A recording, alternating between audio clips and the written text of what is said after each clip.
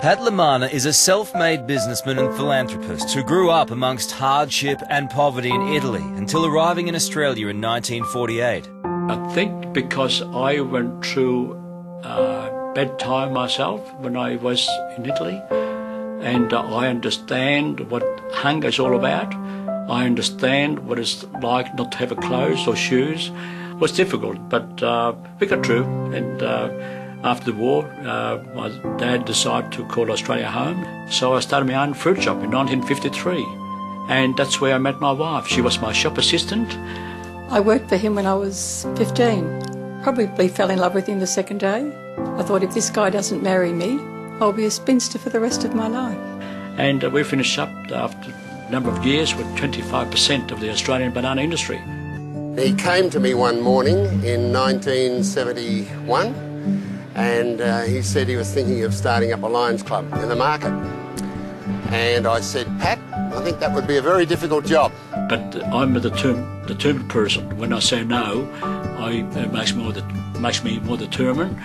I first met Pat 36 years ago at the first meeting of the Lions Club of the market, and he was just full of joy and energy. As a result, we've been going now for 36 years, and without a doubt it's been the best Lions Club in Australia for fundraising. And of course it's been the springboard for Pat, you know, and his many charitable endeavours. Pat has funded a lot of our projects here in the farm. He's also supplied for the last 4 or 5 years all the fruit and vegetables. Financially supports us with operations with the children. And if anything comes up in the community or something was happening, Pat would often contact us and say, look, this is great for the kids and I think we should get the kids down here for that. So he'd be a very integral part of the Life of Children First Foundation, really. Pat is always smiling whenever we arrive, or the kids. It's just like when you meet him, he's like never stressed out. He's always got a smile on his face. It's really good. Pat also helps other charities by fundraising with his local council. He has raised over $1.5 million for cancer research through his own foundation. We became aware of it at council, and he has received a number of acknowledgements and awards for that community contribution.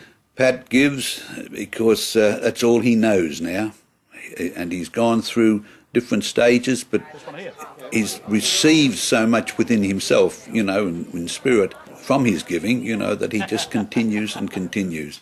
Over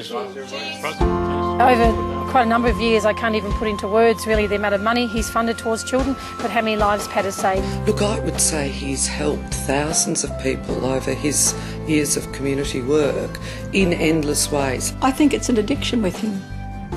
It's just in him. He's always done it and he will always do it.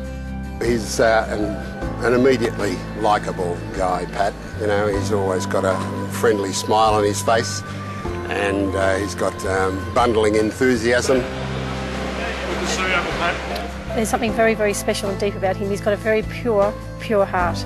And I've only ever felt that before when I lived in Calcutta with Mother Teresa. As Pat's got older, he's even got worse as far as challenging each one of us to do more for society, because that's the name of his game. Things I'm doing for others, that's what everybody should be doing. If others would be generous and prepared to share, then the world would be a better place for all of us. He's got a willing heart, and he's just one of the most generous people in Australia.